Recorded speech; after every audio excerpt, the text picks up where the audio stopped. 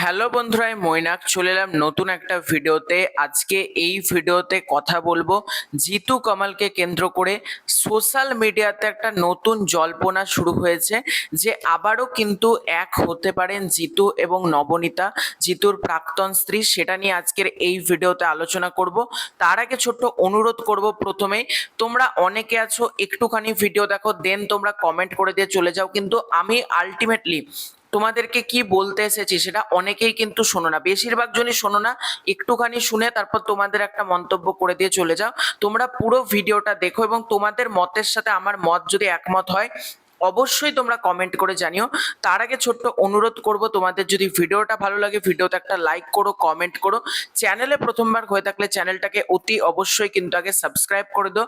Let start. একটা নতুন জল্পনা শুরু হয়েছে কিছুদিন ধরে, জিতু কামাল এবং নবনীতা দাস তারা কিন্তু আবারও এক হতে পারেন। এটার কারণ কি? কারণ তোমরা যদি প্রত্যেকে জানো, অনেক প্রাক্তন স্ত্রী বা প্রাক্তন স্বামী বা দুজনের সম্পর্ক বিচ্ছেদ হয়ে গেলে একে অপরের নামে কিন্তু খারাপ মন্তব্য করতে শুরু করে। মানে জিতু কামালের নামে ধরো নবনীতা বললো বা নবনীতার নামে জিতু কামাল বললো, এরকম বোঝাতে চাইছে আর কি। কিন্তু তারা কিন্তু কেউ একে অপরের নামে কখনো কিন্তু খারাপ মন্তব্য অন ক্যামেরা আমরা কখনো মানে করতে শুনিনি। বরং ইন্টারভিউ যখন জিতু কামাল দিয়েছে বা নবনীতা দাস দিয়েছে, তারা সবসময় বলেছে আমরা একসাথে না থাকলেও আমাদের বন্ধুত্ব কিন্তু সেই ততটাই মজবুত রয়েছে। হয়তো আমরা এক ছাদের তলায় নেই, আমার রাস্তা ওর রাস্তা আলাদা, কিন্তু যখন কথা হয় সেটা কিন্তু বন্ধু সুলভই কথা হয়। এটাও কিন্তু জানিয়েছেন জিতু কামালও, সেম কথা জানিয়েছেন নবনীতা, তিনিও কিন্তু একই কথা জানিয়েছেন। এবার রিসেন্টলি এই ঘটনাটা আরো জোরদার হয়েছে, কারণ নবনীতা দাস সে কিন্তু হাসপাতালে ভর্তি হয়েছিল, তখন কিন্তু জিতু কামাল তাকে ফোন করেছিল, সেটাও তিনি সামনে এনেছেন। এবং তিনি এও জানিয়েছেন জিতু কামাল কিন্তু মাঝে মধ্যেই তার খোঁজ খবর নেন, তিনি কেমন আছেন।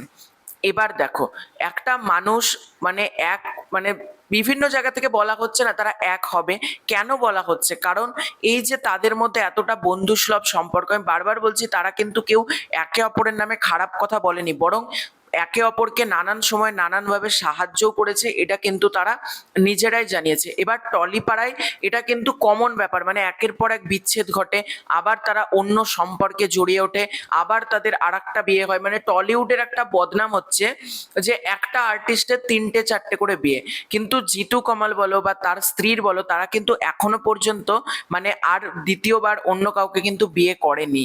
এটা কিন্তু সব থেকে মানে ইন্টারেস্টিং ব্যাপার, জিতু কামাল কিন্তু এখনো পর্যন্ত বিয়ে করেনি, মানে আলাদাভাবে।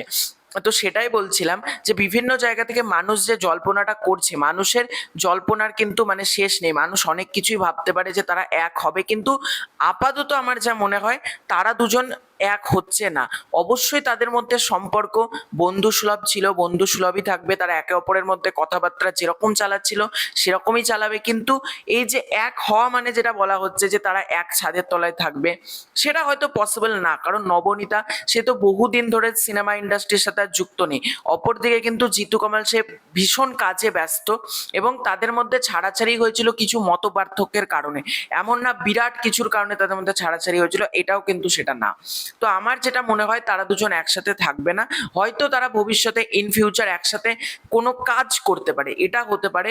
তখন আমরা এটা ভবিষ্যতের কথা সময় বলবে। তবে এই মুহূর্তে যেটা বলা হচ্ছে যে জল্পনা শেষ করে এক হচ্ছেন জিতু নবনীতা, এই কথাটার মধ্যে কিন্তু কোনো বাস্তবতা নেই। আপাতত এই খবরটাকে আমরা রিউমার হিসেবেই বলতে পারি, বা দর্শকের চাও আমরা এটাকে বলতে পারি।